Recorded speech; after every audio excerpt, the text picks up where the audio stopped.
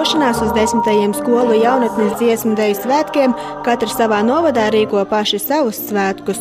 Šodien Rēzeknē nāk kopā Rēzeknes pilsētas, Rēzeknes novada un Viļānu novada skolu bērnu jaunatne uz sadziedāšanos, uz mazajiem dziesmu un deju svētkiem, pirms lielajiem svētkiem Rīgā.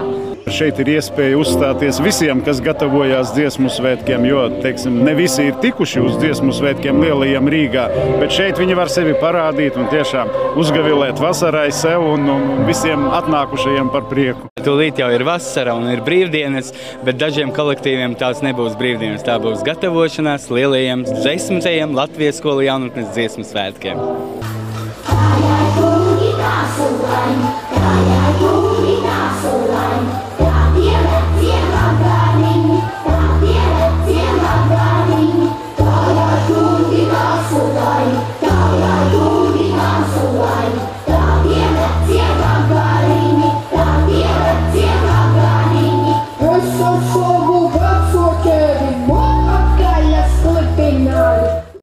Jāteic, ka šie svētki Rēzeknes pilsētā kopā pulcēja vairāk nekā 1100 dalībnieku no Rēzeknes un Viļānu novadiem.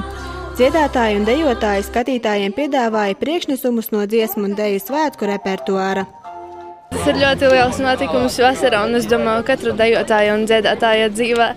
Un, šogad arī braucu visos dziesmu svētkos esmu bijusi, un es ļoti to gaidu kā kaut ko ļoti emocionālu un foršu. Patiesībā, jo es jau dejoju vairākus gadus, jau no 1. klasītes, tāpēc šo koncertu skatoties man ir pārņem ļoti labas sajūtas, siltas, patīkamas sajūtas. Noskaņojums ir dažāds, jo esam drusciņi noguruši no eksāmeniem un no pasākumiem pieblīvētā pavasara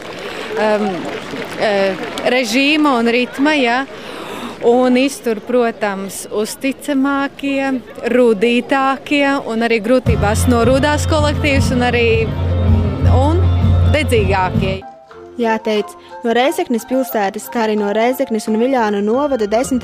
skolu un jaunatnes dziesmu un deju svētkos piedalīsies teju 1500 dalībnieku.